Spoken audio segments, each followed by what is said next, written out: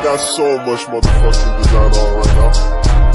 Bring it down, bring it down, bring it down, bring it down, hold fast, hold down, bitches on the line.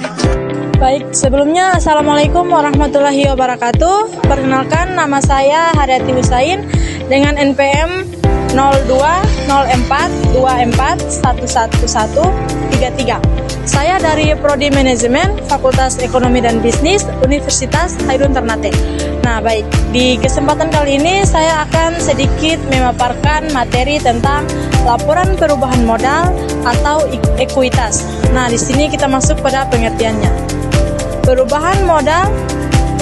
Laporan perubahan modal atau yang juga dikenal sebagai laporan perubahan ekuitas adalah laporan keuangan yang menyajikan informasi mengenai perubahan ekuitas pemegang saham selama periode akuntansi tertentu.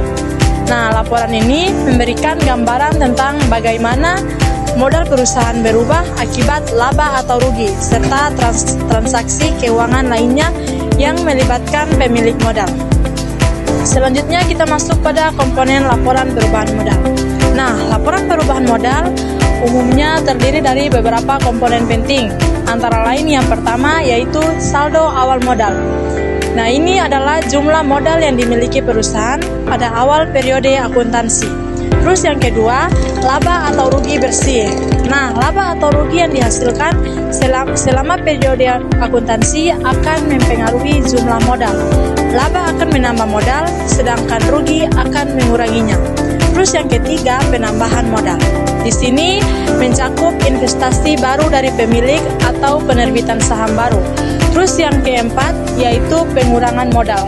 Ini termasuk penarikan modal oleh pemilik atau dividen yang dibayarkan kepada pemegang saham. Terus yang kelima, saldo akhir modal.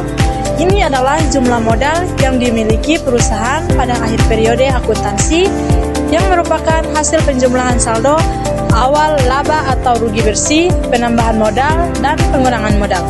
Baik, selanjutnya kita masuk pada fungsi laporan perubahan modal.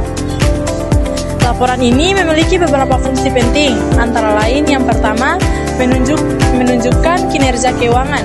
Dengan melihat perubahan modal, pemangku kepentingan dapat menilai kinerja keuangan perusahaan selama periode tertentu. Terus yang kedua, membantu pengambilan keputusan. Nah, informasi dalam laporan ini dapat membantu manajemen dan investor dalam membuat keputusan investasi dan strategi bisnis. Terus yang ketiga yaitu transparansi. Laporan perubahan modal memberikan transparansi kepada pemegang saham dan pihak luar mengenai bagaimana modal perusahaan dikelola dan berubah. Baik, selanjutnya kita masuk ke cara menyusun laporan perubahan modal. Untuk menyusun laporan perubahan modal, langkah-langkah yang dapat diikuti adalah yang pertama, mulai dengan saldo awal modal. Nah, di sini kita catat jumlah modal pada awal periode. Terus yang kedua, tambahkan laba bersih. Di sini, jika perusahaan menghasilkan laba, tambahkan jumlah tersebut ke saldo awal. Terus yang ketiga, kurangi rugi bersih. Nah, di sini jika perusahaan mengalami kerugian, kurangi jumlah tersebut dari saldo awal. Terus yang keempat, catat penambahan dan pengurangan modal. Baik, di sini tambahkan investasi baru dan kurangi penarikan modal atau dividen yang dibayarkan. Terus yang kelima, hitung saldo akhir modal.